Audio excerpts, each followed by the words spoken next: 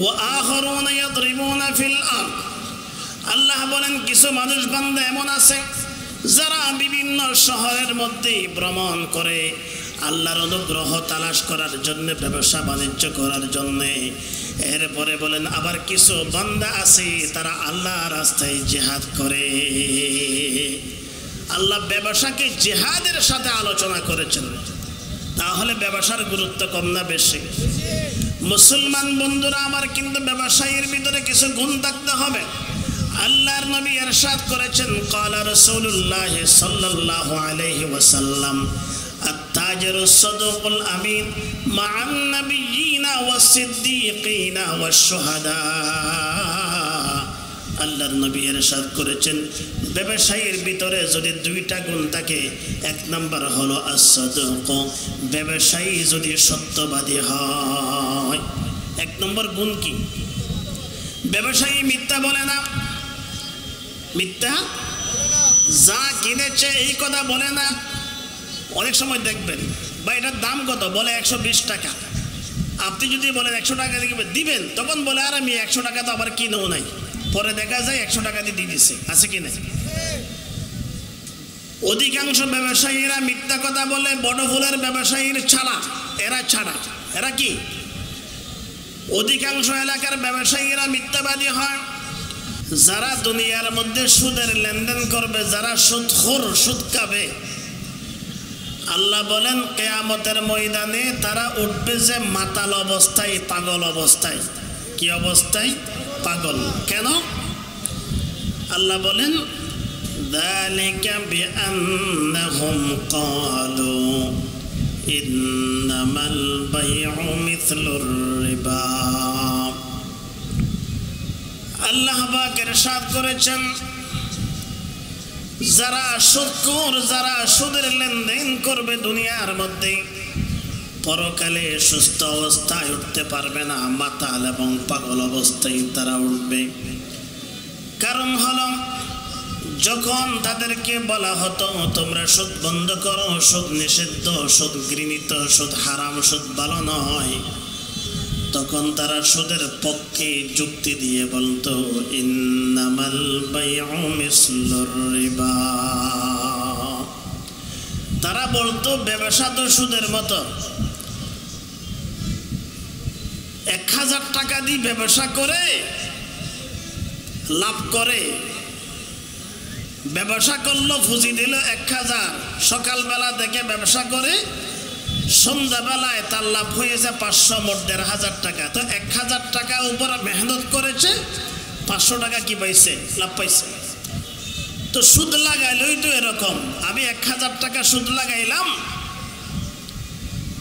আরেকজনের লাভ হলো, তার জরুরত পুরা হলো, সেই আমার 100-200 টাকা লাভ দিল।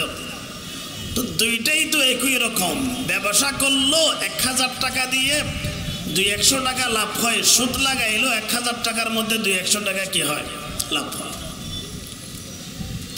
আল্লাহ পাক বলেন এই যুক্তি সম্পূর্ণ অযৌক্তিক। এই যুক্তির মধ্যে মুক্তি না, এই যুক্তি হলো শয়তানের যুক্তি।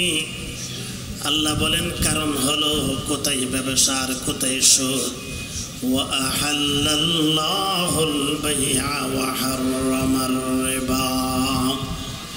আল্লাহ পাক বলেন ব্যবসাকে আল্লাহ হালাল করেছেন আর সুদকে আল্লাহ হারাম করেছেন।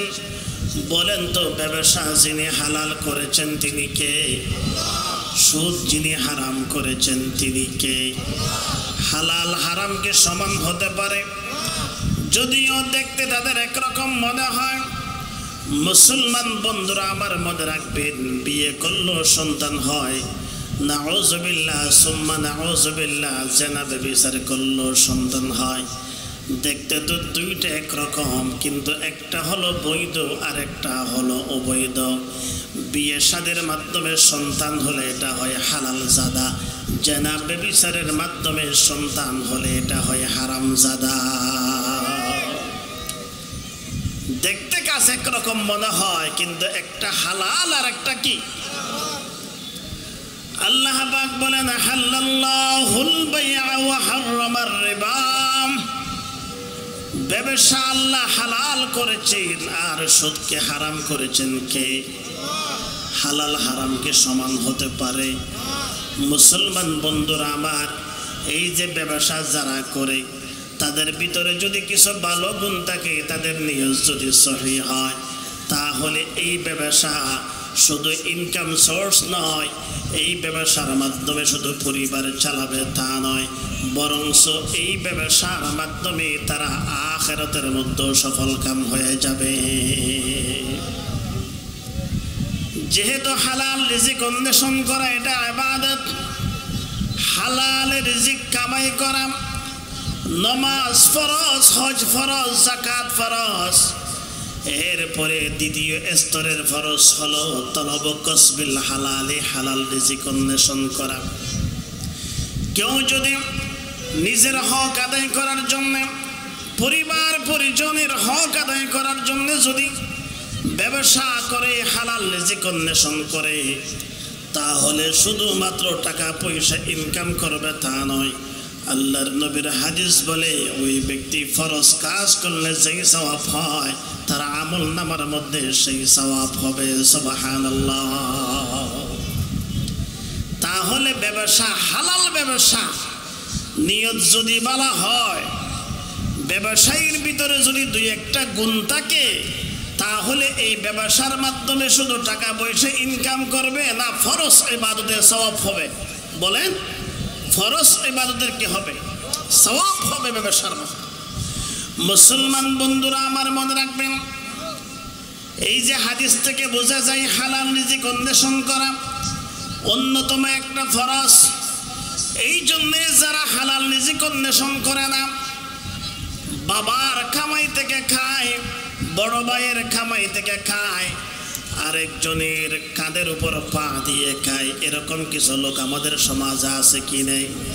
মনে রাখবেন, এরা হলো এক প্রকারের ভিক্ষুক। এরা কি? যারা ভিক্ষুক, এই ব্যক্তি কার কাছ থেকে নিয়ে খায়, কোনো স্টেশন নাই, সেও আরেকজন থেকে খুঁজে খায়। যেই ব্যক্তি শক্তি সামর্থ্য থাকার পরও নিজের বাবার কামাই খায়, ভাইয়ের কামাই থেকে খায়, নিজে কোনো রিজিক অন্বেষণ করে না, ওই ব্যক্তিও এক প্রকারের ভিক্ষুক। ওই ব্যক্তি এক প্রকারের কি? ভিক্ষুক। এমনকি অনেক মুহাদ্দিসিনে কেরাম বলেছেন, কেউ যদি হালাল রিজিক অন্বেষণ না করে, আরেকজনের কাঁধের উপর পা দিয়ে খায়, তাহলে ফরজ তরক করলে যে এরকম গুনাহ হয়, ওই ব্যক্তিরও সেই গুনাহ হবে। আমাদের সমাজে অনেক মানুষ আছে টাকা পয়সা ইনকাম করে না, বলে যে আল্লাহ রাজ্জাক, আল্লাহ খাওয়াবে, আল্লাহর উপর তাওয়াক্কুল করে খায়। এরকম আছে কি না? মুসলমান বন্ধুরা আমার মনে রাখবেন, এই সমস্ত লোকেরা একটা হাদিসকে দলিল হিসেবে পেশ করে। আল্লাহর নবী ইরশাদ করেছেন, ক্বালা রাসূলুল্লাহ সাল্লাল্লাহু আলাইহি ওয়াসাল্লাম, লাউ আন্নাকুম তাতাওয়াক্কালুনা আলাল্লাহি হাক্কা তাওয়াক্কুলিহি লারাযাকাকুম কামা ইয়ারযুকুত তায়রা তাগদু খিমাসান ওয়া তারুহু বিতানা। আল্লাহর নবী ইরশাদ করেছেন, যদি তোমরা আল্লাহর উপর পরিপূর্ণ তাওয়াক্কুল করো, ভরসা করো, তাহলে আল্লাহ তোমাদেরকে রিজিক দিবেন। যেই রকম আল্লাহ পশু পাখিকে রিজিক দেয়, পশু পাখি যেরকম সকাল বেলায় খালি পেটে বের হয়ে যায়, সন্ধ্যা বেলায় ভরা পেটে তার বাসার মধ্যে ফিরে আসে। সুবহানাল্লাহ। তারা বলে, আল্লাহ যদি পশু পাখিকে, যাদের কোনো ব্যাংক ব্যালেন্স নাই, সকাল বেলা খালি পেটে বের হয়, সন্ধ্যা বেলায় ভরা পেটে তারা বাসায় ফিরে, পশু পাখিকে যদি আল্লাহ এইভাবে রিজিক দেয়, তা আমরা বসে থাকলে আমাদেরকে দিবে না কেন? অথচ এই সমস্ত মূর্খ জাহেলদেরকে বলতে চায়, এই হাদিসের মধ্যে তো আল্লাহর নবী তাওয়াক্কুল করার সাথে সাথে রিজিক অন্বেষণ করার জন্য বলেছেন। কারণ পশু পাখি যে সকাল থেকে বের হয়ে যায় বাসা থেকে, পশু পাখি কি সকালবেলা বাসা থেকে বের হয়ে কি বসে থাকে না? রিজিক তালাশ করে। পশু পাখি সকাল থেকে রিজিক তালাশ করে, রিজিক যখন তারা তালাশ করে তখন রিজিকের ব্যবস্থা করে দেন কে? এই জন্য আল্লাহর নবী আরেক হাদিস শরীফের মধ্যে বলেছেন, একজন সাহাবী তার ওটটা ছেড়ে দিল, কোথাও বাংলো না। তখন সেই বলল, আল্লাহর উপর তাওয়াক্কুল করে ছেড়ে দিলাম, ওটের যাই হোক না কেন আল্লাহর উপর ভরসা আছে। তখন আল্লাহর নবী বললেন, আকিলহা সুম্মা তাওয়াক্কাল, আগে তুমি রশি দিয়ে ওটটাকে ভালো করে বাঁধো, এরপরে তুমি তাওয়াক্কুল করো। তোমাকে আগে রিজিক অন্বেষণ করতে হবে, আগে রিজিক তালাশ করতে হবে, এরপরে তাওয়াক্কুল করতে হবে। কার উপর? কারণটা হলো রিজিক তালাশ করলে রিজিক পাবেন তা নয়, যদি আল্লাহর পক্ষ থেকে তোমার জন্য রিজিক বন্টন করা না হয়, সারাদিন তালাশ করো তুমি রিজিক পাবে না। এই জন্য আল্লাহর উপর পরিপূর্ণ তাওয়াক্কুলও করতে হবে এবং সাথে সাথে রিজিকও আপনাকে তালাশ করতে হবে। একজন আল্লাহর বলেন নাম শাকীক বলখী, বলেন নাম কি? শাকীক বলখী। তার একজন বন্ধু ছিল, তার নাম হচ্ছে ইব্রাহিম ইবনে আদহাম। নাম কি? ইব্রাহিম ইবনে আদহামের বন্ধু শাকীক বলখী ব্যবসার উদ্দেশ্যে যখন বের হয়ে যাচ্ছে, বন্ধু ইব্রাহিম ইবনে আদহাম থেকে দোয়া নিয়ে, তার অনুমতি নিয়ে ব্যবসার জন্য বের হয়ে পড়ল। কিছুদিন পরে দেখলেন ব্যবসা না করে চলে আসছে, মসজিদের মধ্যে বসে বসে তাসবিহ তাহলিল পড়ে জিকির আজকার করে। ইব্রাহিম বিন আদহাম রাহমাতুল্লাহ আলাইহি শাকীক বলখীকে বললেন, দোস্ত তোমার কি হলো? তুমি তো ব্যবসার জন্য গিয়েছিলে, ব্যবসা না করে কেন চলে আসছো? তখন তিনি বললেন, বন্ধু আমার ইব্রাহিম বিন আদহাম, ব্যবসা করার জন্য গিয়েছিলাম, কিন্তু আজীব একটা ঘটনা আমার সামনে ঘটে গেল। আশ্চর্যজনক একটা ঘটনা প্রত্যক্ষ করলাম, এরপরে ব্যবসা না করে চলে আসলাম। তখন জিজ্ঞাসা করলো, কি আশ্চর্যজনক ঘটনা? তখন তিনি বললেন, এক জীর্ণ শীর্ণ ঘরের মধ্যে আমি দেখলাম একটা পাখি পঙ্গু, দুই চোখে দেখে না, দুই পায়ে হাঁটতে পারে না, একটা পঙ্গু পাখি বাসার মধ্যে বসে আছে। ওই পাখি পঙ্গু পাখি দেখে আমি চিন্তায় পড়ে গেলাম, এই পাখি কেমনে খায়, তার রিজিকের ব্যবস্থা কেমনে হয়। কিছুক্ষণ পরে দেখলাম সবল সুস্থ শক্তিশালী একটা পাখি ঠোঁটের মধ্য দিয়ে কিছু রিজিক নিয়ে আসলো। এই পঙ্গু অন্ধ পাখিকে রিজিক খাওয়াইল। এরপরে এইভাবে দেখলাম দিনে 2-3 বার ওই সবল সুস্থ পাখিটা এই পঙ্গু পাখির জন্য রিজিক নিয়ে আসে। সুবহানাল্লাহ। এই ঘটনা দেখার পরে আমি চিন্তা করলাম, আল্লাহ পাক যদি একটা পঙ্গু একটা অন্ধ পাখিকে যদি এইভাবে আরেকজনের মাধ্যমে রিজিকের ব্যবস্থা করতে পারে, তাহলে আল্লাহ আমার রিজিকের ব্যবস্থা কেন করবেন না? এটা চিন্তা করে ব্যবসা বাদ দিয়ে আমি মসজিদের মধ্যে বসে বসে আল্লাহর উপর তাওয়াক্কুল করি। এই কথা বলার পরে আল্লাহর ওলি হযরত ইব্রাহিম বিন আদহাম রাহিমাহুল্লাহ তাকে বললেন, দোস্ত তুমি কেন একটা পঙ্গু অন্ধ পাখির মতো হতে গেলে, যেই পাখি আরেকজন থেকে খেয়ে জীবন বাঁচায়, এইরকম একটা অসুস্থ পাখির মতো তুমি কেন হলে? তুমি কেন ওই সুস্থ সবল পাখির মতো হও নাই, যেই পাখি রিজিক অন্বেষণ করে নিজেও খায় এবং যারা পঙ্গু যারা অসহায় তাদের জন্য রিজিকের ব্যবস্থা করে? সবলটার মতো হও, সুস্থটার মতো কেন তুমি হবে? আল্লাহর নবী দুয়ার সাথ করেছেন, ক্বালা রাসূলুল্লাহ সাল্লাল্লাহু আলাইহি ওয়াসাল্লাম, আল ইয়াদুল উল্লা খায়রুম মিনাল ইয়াদিস সুফলা।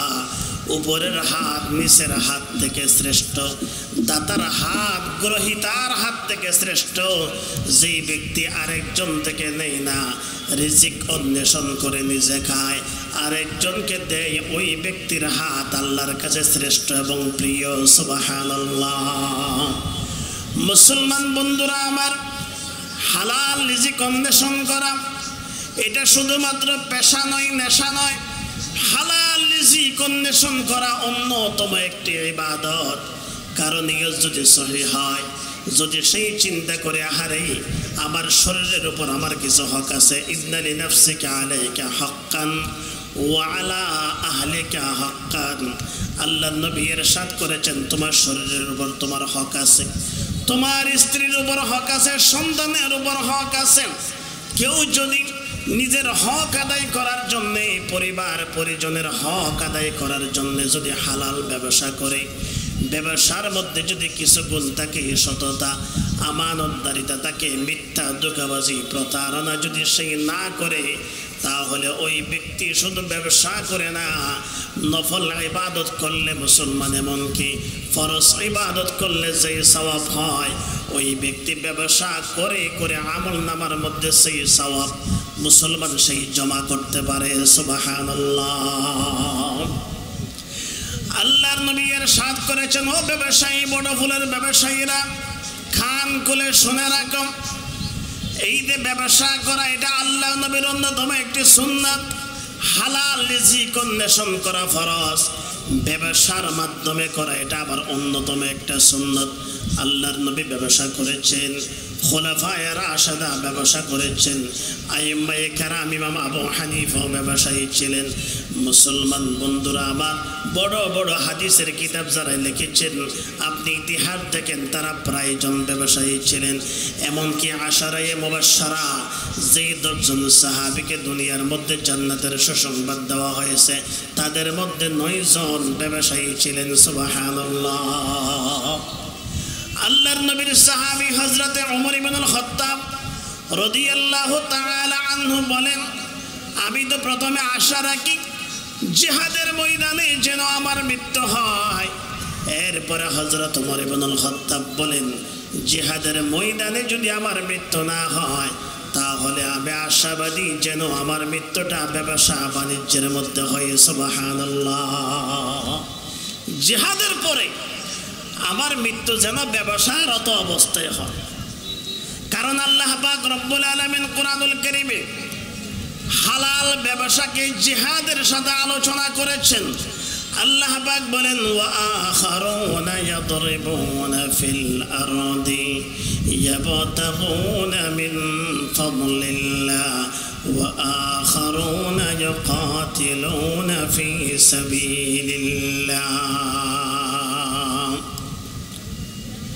ওয়া আখারুনা ইয়াদরিবুনা ফিল আরদ। আল্লাহ বলেন, কিছু মানুষ বান্দা এমন আছে যারা বিভিন্ন শহরের মধ্যে ভ্রমণ করে আল্লাহর অনুগ্রহ তালাশ করার জন্য, ব্যবসা বাণিজ্য করার জন্য। এরপরে বলেন, আবার কিছু বান্দা আছে তারা আল্লাহর রাস্তায় জিহাদ করে। আল্লাহ ব্যবসাকে জিহাদের সাথে আলোচনা করেছেন। তাহলে ব্যবসার গুরুত্ব কম না বেশি? মুসলমান বন্ধুরা আমার, কিন্তু ব্যবসায়ীর ভিতরে কিছু গুণ থাকতে হবে। আল্লাহর নবী ইরশাদ করেছেন, ক্বালা রাসূলুল্লাহ সাল্লাল্লাহু আলাইহি ওয়াসাল্লাম, আত-তাজিরু সাদুকুল আমিন মা'আন নাবিয়্যিনা ওয়াস-সিদ্দীকিনা ওয়াশ-শুহাদা। আল্লাহর নবী ইরশাদ করেছেন, ব্যবসায়ীর ভিতরে যদি 2টা গুণ থাকে, 1 নম্বর হলো as-সাদুক, ব্যবসায়ী যদি সত্যবাদী হয়। 1 নম্বর গুণ কি? ব্যবসায়ী মিথ্যা বলে না। মিথ্যা যা কিনেছে এই কথা বলে না। অনেক সময় দেখবেন, বা এটার দাম কত, বলে 120 টাকা। আপনি যদি বলেন 100 টাকা দিবেন, তখন বলে, আর আমি 100 টাকা তো আবার কিনেও নাই। পরে দেখা যায় 100 টাকা দিয়ে দিয়ে দিচ্ছে। আছে কি না? অধিকাংশ ব্যবসায়ীরা মিথ্যা কথা বলে। বড় ফুলের ব্যবসায়ীর ছাড়া, এরা কি? অধিকাংশ এলাকার ব্যবসায়ীরা মিথ্যাবাদী হয়। মুসলমান বন্ধুরা আমার, মনে রাখবেন, মিথ্যা কথা বলা এটাকে সগীরা গুনাহ না কবিরা গুনাহ? মিথ্যা বলা ছোট গুনাহ না বড় গুনাহ? আল্লাহ পাক কোরআনে বলেছেন, লা'নাতুল্লাহি আলাল কাযিবিন, মিথ্যাবাদীর উপর লানত। কার? মিথ্যাবাদীর উপর আল্লাহর অভিশাপ। আল্লাহর নবী ইরশাদ করেছেন, ইয়াকা ওয়াল কাযিব, মিথ্যা থেকে তোমরা বেঁচে থাকো। ফাইনাল কাযিবা ইয়াহদি ইলাল ফুজুর, কারণ মিথ্যা নাফরমানির দিকে নিয়ে যায়। ওয়া ইন্নাল ফুজুরা ইয়াহদি ইলান নার, এবং নাফরমানি একজন মানুষকে জাহান্নামের দিকে নিয়ে যায়। নবীজি বলেন যদি ব্যবসায়ীর ভিতরে 1 নম্বর গুণ সাদিক, ব্যবসায়ী যদি সত্যবাদী হয়। 2 নম্বর হলো আল আমিন, যদি ব্যবসায়ীর মধ্যে আমানতদারিতা থাকে, ব্যবসায়ী যদি বিশ্বস্ত হয়। মুসলমান বলেন তো আমানতের খেয়ানত করা এটাকে মুমিনের আলামত না মুনাফিকের আলামত? আল্লাহর নবী ইরশাদ করেছেন ক্বালা রাসূলুল্লাহ সাল্লাল্লাহু আলাইহি ওয়াসাল্লাম আয়াতুল মুনাফিকি সালাস ইযা হাদাসা কাযাবা ওয়া ইযা ওয়া'আদা আখলাফা ওয়া ইযা আতুমিনা খানা। আল্লাহর নবী ইরশাদ করেছেন মুনাফিকের আলামত হলো 3টা। 1 নম্বর হলো মুনাফিক যখন কথা বলে তখন মিথ্যা বলে। 2 নম্বর হলো ওয়া ইযা ওয়া'আদা আখলাফা, মুনাফিক যখন ওয়াদা করে তখন ওয়াদা ভঙ্গ করে। 3 নম্বর ওয়া ইযা তুমিনা খানা, যখন তার কাছে আমানত রাখা হয় তখন মুনাফিক আমানতের খেয়ানত করে। কি করে বলেন? খেয়ানত। আল্লাহর নবী বলেন যদি ব্যবসায়ীর ভিতরে 2টা গুণ থাকে, 1 নম্বর হলো as-sidq, যদি ব্যবসায়ী সত্যবাদী হয়, মিথ্যাবাদী না হয়। 2 নম্বর হলো আল আমিন, যদি ব্যবসায়ী যদি বিশ্বস্ত হয়, আমানতদার হয়, যদি খেয়ানত না করে, তাহলে তার হাসর হবে মা'আন নবিয়িনা, নবীদের সাথে, ওয়াস সিদ্দিকিন, এবং যারা মহাসত্যবাদী সিদ্দিক তাদের সাথে, ওয়াস শুহাদা, এবং যারা শহীদ তাদের সাথে। সুবহানাল্লাহ। ব্যবসায়ী যদি সত্যবাদী হয় এবং ব্যবসায়ী যদি আমানতদার হয়, এই ব্যবসায়ীর হাসর হবে, কিয়ামত হবে নবীদের সাথে, সিদ্দিকীনদের সাথে, এবং শুহাদায়ে কেরামদের সাথে। সুবহানাল্লাহ। আল্লাহর নবী আরেক হাদিসে ইরশাদ করেছেন ক্বালা রাসূলুল্লাহি সাল্লাল্লাহু আলাইহি ওয়াসাল্লাম আত-তুজ্জারু ইউহশারুনা ইয়াওমাল কিয়ামাতি ফুজ্জারা ইল্লা মান ইত্তাকা ওয়া বাররা ওয়া সাদাকা। আল্লাহর নবী ইরশাদ করেছেন যেই ব্যবসায়ীর ভিতরে 3টা গুণ থাকবে না, ওই ব্যবসায়ীর হাসর হবে ফাসিক ফুজ্জার বেঈমানদের সাথে। যারা ফাসিক ফুজ্জার বলেন তো তাদের ঠিকানা জান্নাত না জাহান্নাম? আল্লাহর কোরআন বলেছে ইন্নাল আবরারা লাফি নাঈম ওয়া ইন্নাল ফুজ্জারা লাফি জাহিম। যারা নেককার তারা থাকবে নিয়ামতের বাগানে, জান্নাতের মধ্যে, আর যারা ফুজ্জার পাপিষ্ঠ তারা থাকবে জাহান্নামের ভিতরে। আল্লাহর নবী ইরশাদ করেছেন আত-তুজ্জারু ইউহশারুনা ইয়াওমাল কিয়ামাতি ফুজ্জারা, যারা ব্যবসায়ী তাদের হাসর হবে পাপিষ্ঠ ফুজ্জার, নমরুদ, ফিরআউন, আবু জাহল, আবু লাহাবের সাথে। ইল্লা মান ইত্তাকা, হ্যাঁ ব্যবসায়ী যদি ব্যবসা করে, আল্লাহর ভয় অন্তরে লালন করে, ব্যবসায়ী ব্যবসা করতেছে কিন্তু আল্লাহকে ভয় করে, ব্যবসার মধ্যে কোনো অনৈতিক, অবৈধ, হারাম কোনো কিছু সে করে না। ব্যবসা করে কিন্তু ব্যবসার মধ্যে ভয় করে কাকে? ব্যবসার মধ্যে যত লেনদেন হয় আল্লাহর ভয় অন্তরে আছে, আল্লাহর ভয় অন্তরে আছে। ব্যবসা করে আজান দেওয়ার সাথে সাথে ব্যবসা বন্ধ করে মসজিদের ভিতরে, মসজিদের মধ্যে চলে যায়। মুসলমান আমাদের দেশে এমন ব্যবসায়ী আছে, ব্যবসা করে আজান দেওয়ার সাথে সাথে ব্যবসা বন্ধ করে মসজিদের ভিতরে চলে যায়। আছে কি নাই? আরো জোরে বলেন আছে কি নাই? কিছুটা হলেও তো আছে। যেই ব্যবসায়ী আজান দেওয়ার সাথে সাথে ব্যবসা বন্ধ করে মসজিদের মধ্যে চলে যায়, এটা তো ব্যবসায়ী নয়, এটা তো একজন আল্লাহর ওলি। সুবহানাল্লাহ। আবার অনেকেই আছে সব নামাজ একসাথে পড়ে। সব নামাজ কি পড়ে? ব্যবসা বন্ধ করে তখন সব একসাথে পড়ে। আছে কি নাই? অনেকেই আছে ব্যবসার জন্য নামাজ পড়ে না, মনে করে নামাজ পড়তে আমার 20 মিনিট 10 মিনিট সময় যাবে, ওই সময় তো ব্যবসা করলে অনেক টাকা লাভ হবে। এরকম কপাল ফোড়া বদনসিব আছে কি নাই? মুসলমান বন্ধুরা আমার মনে রাখবেন, নামাজের সাথে রিজিকের সম্পর্ক আল্লাহ পাক কোরআনের মধ্যে বলেছেন ফাইদা কুদিয়াতিস সালাহ ফান্তাশিরু ফিল আরদি ওয়াবতাগু মিন ফাদলিল্লাহ। আল্লাহ পাক বলেন হে মুসলমান ইমানদারেরা, যখন মসজিদের মধ্যে আজান হয়, নামাজের সময় যখন হয়, তখন তুমি সব কাজ বন্ধ করে মসজিদে চলে যাও, নামাজ আদায় করো। নামাজ কমপ্লিট করার পরে তুমি হালাল রিজিক অন্বেষণ করার জন্য বের হয়ে যাও। তুমি ব্যবসার মধ্যে চলে যাও, ক্ষেত খামারে চলে যাও, ড্রাইভিংয়ের মধ্যে চলে যাও, চাকরি বাকরির মধ্যে চলে যাও। আল্লাহ বলেন, বান্দারে নামাজ পড়ে আমার হুকুম পালন করে এরপরে যদি ব্যবসার মধ্যে চলে যাও, তাহলে তোমার ব্যবসার মাধ্যমে হালাল রিজিকের ব্যবস্থা করে দেব আমি আল্লাহ। রিজিকের সম্পর্ক নামাজের সাথে। বলেন, রিজিকের সম্পর্ক কি? নামাজের সাথে। আপনি ব্যবসা করবেন, নামাজের সময় হয়ে গেলে মসজিদের মধ্যে চলে যাবেন, নামাজ শেষ করে ব্যবসার মধ্যে আবার চলে আসেন না। দেখবেন অন্য ব্যবসায়ীরা 5 ঘন্টায় যেই ব্যবসা করতে পারে, আপনার 1 ঘন্টার মধ্যে তার চেয়ে বেশি বরকত যিনি দিবেন তিনি কে?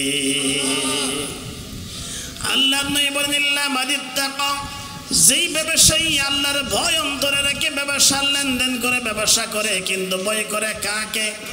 আরো জোরে বলেন কাকে?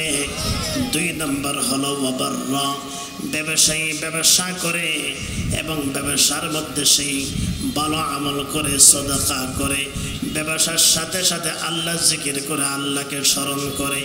আল্লাহকে কি করে? স্মরণ করে। অনেক ব্যবসায়ীকে দেখবেন সেই ব্যবসা করে নাফরমানি করে না, গুনাহের কাজ করে না, ব্যবসার ফাঁকে ফাঁকে তার জিহ্বার মধ্যে আল্লাহ জিকির জারি আছে। সুবহানাল্লাহ, আছে কি নাই? আবার অনেক ব্যবসায়ীকে দেখবেন ব্যবসা করে আর এদিকে হয়তো গান মারে অথবা গালিগালাজ করে, এরকম ব্যবসায়ীও আছে কি নাই? মুসলমান বন্ধুরা আমার, আল্লাহ নবী বলেন, যেই ব্যবসায়ী ব্যবসা করে কিন্তু আল্লাহকে ভয় করে ব্যবসা করে। 2 নম্বর হলো ব্যবসার ফাঁকে ফাঁকে সৎ আমল করে, পুণ্যের কাজ করে। 3 নম্বর হলো সাদাকা, এবং সত্য বলে মিথ্যার আশ্রয় গ্রহণ করে না। এই 3 গুণ যেই ব্যবসায়ীর ভিতরে থাকবে, তার হাসত্ব পাপিষ্ট ফাসিক ফুজ্জারের সাথে হবে না, বরং তার হাসর হবে নবী, সিদ্দিক এবং শুহাদায়ে কেরামদের সাথে। সুবহানাল্লাহ। আল্লাহর নবী আরেক হাদিসে ইরশাদ করেছেন, قال رسول الله صلى الله عليه وسلم البيعان بالخيار ما لم يتفرقا। এরপরে আল্লাহর নবী বলেন, فإن صدقا وبينا بورك لهما في رزقهما।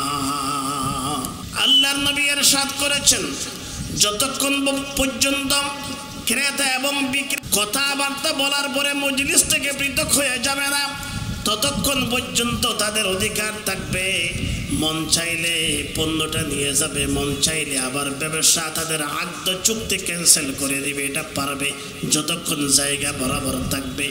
এরপরে আল্লাহ নবী বলেন, ফাইন বাইয়ানা, যদি ব্যবসায়ীরা সঠিক কথাগুলো সুস্পষ্ট করে বর্ণনা করে দেয়, ব্যবসায়ী যদি বলে দেয়, ভাই আমার এই মালের মধ্যে স্পট আছে, দাগ আছে, এটা দেশি, এটা বিদেশি নয়, এটা 2 নাম্বার 1 নাম্বার নয়, যদি তার পণ্যটা তার পণ্য কীরকম, তার দ্রব্য কীরকম যদি স্পষ্ট করে দেয়, ওয়াসাদাকা, এবং যদি সত্য কথা বলে, আল্লাহর নবী ইরশাদ করেছেন, তাদের এই ব্যবসার মধ্যে যিনি বরকত দিবেন তিনি কে?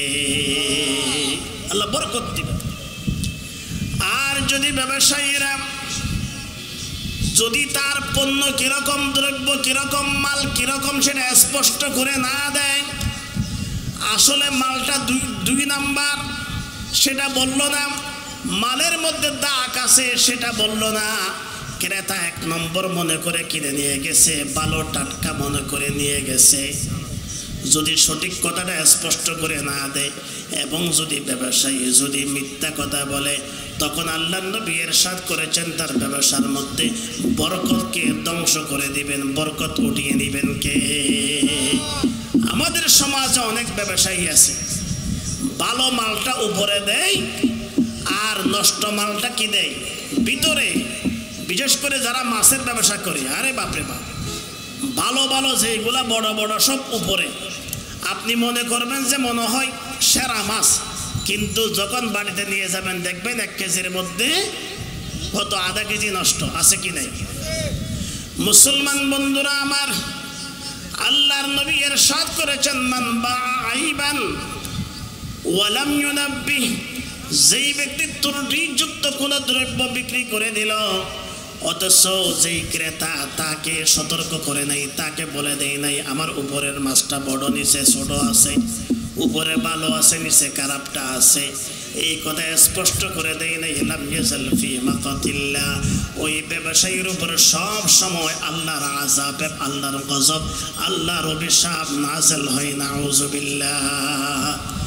মুসলমান বন্ধুরা আমার, আল্লাহর নবী একদিন ব্যবসায়ীদের পাশ দিয়ে যাচ্ছেন, বাজারে হাঁটতেছেন। মাররান নবী সাল্লাল্লাহু আলাইহি ওয়াসাল্লাম আলা সুবরাতি তাআমিন ফাদাখালা ইয়াদাহু ফিহা। আল্লাহর নবী একদিন এই যে বাজারের মধ্য দিয়ে যাচ্ছিলেন, তখন দেখলেন একজন ব্যক্তি খাদ্যের স্তূপ নিয়ে বসে আছে। ব্যবসায়ী খাদ্য বিক্রি করতেছে, আটা বিক্রি করতেছে, গম চাউল ডাউল বিক্রি করতেছে। নবীজি তার স্তূপের মধ্যে চালের মধ্যে হাত ঢুকিয়ে দিলেন, তখন আমালাত আসাবিহু বালালান, তখন নবীজি দেখলেন তার উপরে শুকনা কিন্তু ভিতরে ভিজা। উপরের মালগুলা শুকনা আর ভিতরের মাল কি ভিজা। তখন আল্লাহর নবী তাকে বললেন মা হাযা ইয়া সাহিবাত তাআম, হে ব্যবসায়ী, গম ব্যবসায়ী, ধান ব্যবসায়ী, চাউল ব্যবসায়ী, এই অবস্থা কেন? উপরে শুকনা ভিতরে ভিজা কেন? তখন সেই বলল ইয়া রাসূলুল্লাহ সাবাতিস সামা, ইয়া রাসূলুল্লাহ বৃষ্টি পড়েছে এই জন্য ভিজে গেছে। তখন আল্লাহর নবী বললেন বৃষ্টি উপরে পড়ছে নাকি মাঝখান দিয়ে ভিতরে ঢুকে গেছে? তখন নবীজি বললেন আফালা জাআলতাহু ফাওকাত তাআম, তুমি কেন এটা উপরে উঠাই দাও নাই? ভিজাগুলা ভিতরে কেন, উপরে শুকনা কেন? তুমি যদি ভিজাটা উপরে দিতে তাহলে মানুষ বুঝতে পারতো এখানে শুকনার সাথে কিছু বীজও আছে। এখন তো মানুষ মনে করবে সব শুকনা, উপর দিয়ে ফিটফাট ভিতরে সদরঘাট, উপর দিয়ে ফিটফাট ভিতরে কি সদরঘাট। এই যে সামান্য শুকনাটা উপরে দিয়ে ভিজাটা ভিতরে দিছে, এটাকে কেন্দ্র করে আল্লাহর নবী তাকে বলল এটা হলো ধোঁকাবাজি, প্রতারণা। মান গাশশা ফালাইসা মিন্না, ব্যবসায়ী মনে রাখবা যেই ব্যক্তি উম্মতের সাথে এই জাতীয় ধোঁকাবাজি করে ওই ব্যক্তির সাথে আমি নবীর কোনো সম্পর্ক নাই, সে আমার উম্মত নয়। শুধুমাত্র শুকনাটা উপরে ভিজাটা নিচে দিছে। এখন তো আমরা ভালোটা উপরে ফোসাটা নিছি। ফোসাটা কি? এই যে যারা ফ্রুট ব্যবসা করে দেখবেন যে উপরে সাজাই দিছে আপেল কমলা সুন্দর ভালোটা, কিন্তু ভিতরে আছে বাসিটা, আছে কি নেই? দেওয়ার সময় কিন্তু ওইখান থেকে ঢুকাই দিবে, 5টার ভিতরে একটা হলেও ঢুকাই দিবে। এগুলা কি ব্যবসা না ধোঁকাবাজি? এগুলা কি ব্যবসা নাকি প্রতারণা? ব্যবসা সুন্নাত হালাল রিজিক অন্বেষণ করা ফরজ, কিন্তু ব্যবসার নাম দিয়ে ধোঁকাবাজি করা, ব্যবসার নাম দিয়ে প্রতারণা করা, 1 নাম্বার বলে 2 নাম্বার মাল বিক্রি করা, উপরে ভালো দিয়ে ভিতরে 2 নাম্বার ঢুকাই দেওয়া, এটা এরা ব্যবসায়ী নয়, এরা শয়তান, এরা ইবলিসের দোসর। কথা ঠিক কিনা? মুসলমান বন্ধুরা আমার, এই দিন শেষ নয়, সামনে দিন আরো আছে। মনে রাখবেন আসমানের নিচে ধোঁকাবাজি চলে, কিন্তু জমিনের নিচে ধোঁকাবাজি চলে না। সবাইকে যেতে হবে কি হবে না? আল্লাহর সামনে হিসাব দিতে হবে কি হবে না? এই জন্য ও ব্যবসায়ী, যদি আল্লাহর কাছে বাঁচতে চাও তাহলে সব সময় সত্য কথা বলবে, মিথ্যা কথা বলবে না, আমানতদারিতা রক্ষা করবে, প্রতারণা করবে না, ধোঁকাবাজি করবে না, ব্যবসার সাথে সাথে আল্লাহর হুকুমগুলো পালন করবে। তাহলে আল্লাহর কসম করে বলি, আল্লাহর কোরআন নবীর হাদিস বলে তুমি তো ব্যবসায়ী নয়, তুমি একজন আল্লাহর ওলি। সুবহানাল্লাহ। আবার দেখবেন আমাদের সমাজে কিছু ব্যবসায়ী আছে, আপনি যখন মাল নেবেন তখন বলবে যে এটা ফেরত যোগ্য নয়, ফেরত দেওয়া যাবে না, আছে কি নেই? এটা কিন্তু নিষিদ্ধ। আপনি যখন একটা মাল নিয়ে গেছেন, সেই বলেছিল মালটা 1 নাম্বার অথবা মালটা ভালো, আপনি নিয়ে যাওয়ার পরে যদি দেখেন যে মালের মধ্যে দোষ আছে, মালের মধ্যে কি আছে, 1 নাম্বার না এটা 2 নাম্বার, এখানে ফোসা আছে, স্পট আছে, দাগ আছে, তখন এই আইবের কারণে, ত্রুটির কারণে আপনি মাল ফেরত দিতে পারবেন। ওই ব্যবসায়ীকে অবশ্যই মাল ফেরত দিতে হবে, এটা হোক ইসলাম। এটা কি? কিন্তু আমাদের সমাজে অনেক ব্যবসায়ী আছে এখন ফেরত নেয় না, এটা হারাম। ব্যবসা করবেন, লাভ করবেন, সব করবেন, কিন্তু আরেকজনের ক্ষতি করার এই অধিকার আপনাকে কে দিয়েছে? মুসলমান বন্ধুরা আমার, বলতেছিলাম ব্যবসা হালাল করেছেন কে? আর সুদকে হারাম করেছেন কে? অতএব ব্যবসা হলো হালাল। এই ব্যবসার মধ্যে বরকত, এই ব্যবসার মধ্যে রহমত, এই ব্যবসার মধ্যে মাধ্যমে আপনি শুধু দুনিয়ার মধ্যে লাভবান হবেন তা নয়, আপনি পরকালেও লাভবান হতে পারবেন যদি ব্যবসা করার ক্ষেত্রে যদি আপনি ধোঁকাবাজি না করেন। আবার কিছু ব্যবসায়ী আছে বেশি মিথ্যা শপথ করে, আছে কি নাই? বলে যে একেবারে আল্লাহর কসম করে বলতেছে এত টাকা আমার কিনেও নাই, আছে কি নাই? আল্লাহর নবী ইরশাদ করেছেন, ক্বালা রাসূলুল্লাহ সাল্লাল্লাহু আলাইহি ওয়াসাল্লাম সালাসাতুন লা ইউকাল্লিমুহুমুল্লাহু ইয়াওমাল কিয়ামাতি ওয়া লা ইয়ানজুরু ইলাইহিম ওয়া লা ইউযাক্কিহিম ওয়া লাহুম আযাবুন আলীম। আল্লাহর নবী ইরশাদ করেছেন, হযরতে আবু যর রাদিয়াল্লাহু আনহু হাদিস বর্ণনা করেছেন, নবীজি বলেন 3 প্রকার মানুষের জন্য 4 প্রকারের শাস্তি। বলেন তো কয় প্রকার মানুষের জন্য কয় প্রকারের শাস্তি? 3 প্রকার মানুষের জন্য 4 প্রকারের শাস্তি। 1 নম্বর শাস্তি হলো কিয়ামতের ময়দানে লা ইউকাল্লিমুহুমুল্লাহ ইয়াওমাল কিয়ামা, তাদের সাথে আল্লাহ রহমতের কোনো কথা বলবে না। 2 নম্বর ওয়ালা ইয়ানজুরু ইলাইহিম, তাদের দিকে আল্লাহ রহমতের দৃষ্টি দিবেন না। 3 নম্বর ওয়ালা ইউযাক্কিহিম, আল্লাহ তাদেরকে গুনাহ থেকে পবিত্র করবে না।